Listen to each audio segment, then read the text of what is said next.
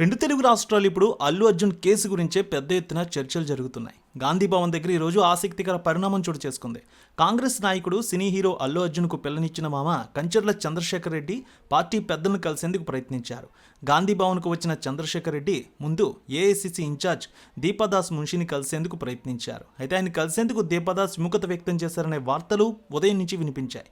ప్రస్తుతం నడుస్తున్న పరిణామాల నేపథ్యంలో ఆమె కలిసేందుకు ఇష్టపడినట్టు వార్తలైతే వినిపించాయి. దీంతో ఆయన గాంధీ భవన్ నుంచి వెనుదిరిగారంటూ చాలా వార్తలైతే విన్నాం. ఈ సమయంలో మీడియాతో చంద్రశేఖర్ రెడ్డి మాట్లాడడానికి నిరాకరించారు. తాను కాంగ్రెస్లో ఉన్నానని, పార్టీ నేతలను కలవడానికి ఇక్కడికి వచ్చానని చెప్పి వెళ్ళిపోయారు.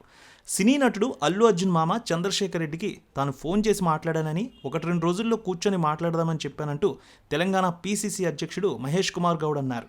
అల్లు అర్జున్ మామ కాంగ్రెస్ నాయకుడని, ఆయన తనకు మంచి స్నేహితుడనే విషయాన్ని కూడా తెలియజేశారు మహేష్ కుమార్ గౌడ్. గాంధీ భవన్లో తెలంగాణ రాష్ట్ర వ్యవహారాల ఇన్ఛార్జ్ దీపాదాస్ మున్షిని చంద్రశేఖర్ రెడ్డి కలిశారట.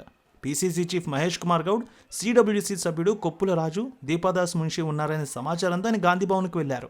చంద్రశేఖర్ రెడ్డి గాంధీ భవన్కు వెళ్లిన సమయంలో మహేష్ కుమార్ గౌడ్ మీడియా సమావేశంలో ఉన్నారు. దీంతో దీపాదాస్ మున్షిని కలిసి వెళ్ళిపోయారు ఆయన. ఈ విషయం తెలుసుకున్న మహేష్ కుమార్ గౌడ్ వెంటనే ఆయనకు ఫోన్ చేశారు. తర్వాత మీడియాతో మాట్లాడారు. అల్లు అర్జున్ మామ చంద్రశేఖర్ రెడ్డి వచ్చినప్పుడు తాను మీడియా సమావేశంలో ఉన్నానని, దీంతో మున్షిని కలిసి ఆయన వెళ్ళిపోయినట్టు చెప్పారు. దీపాదాస్ మున్షితో చంద్రశేఖర్ రెడ్డికి పెద్దగా పరిచయం లేదని, దీంతో తొందరగా ఆయన మాట్లాడి వెళ్ళిపోయారన్నారు. తాను ఫోన్ చేసి తర్వాత మాట్లాడని, కూర్చొని త్వరలో మాట్లాడుకుందామనే విషయాన్ని కూడా చెప్పాననే విషయాన్ని తెలియజేశారు.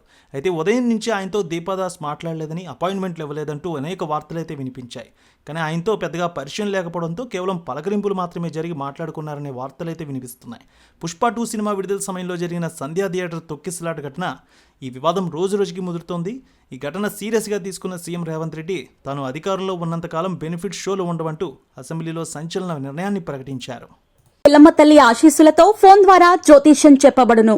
గురూజీ శ్రీనివాసరాజు జ్యోతిష్యంలో అపారమైన అనుభవం ఉన్న గురువు గారు మీకు ఏ సమస్య ఉన్నా పరిష్కారం చూపుతారు. ప్రేమ, పెళ్లి, విదేశీయానం, ఆరోగ్య సమస్యలు, ఆర్థిక ఇబ్బందులు, వాస్తు, దాంపత్య సమస్యలు, కుటుంబ కలహాలు, వ్యాపార సమస్యలు, ఇలా అన్నింటికీ పరిష్కారం చూపబడును.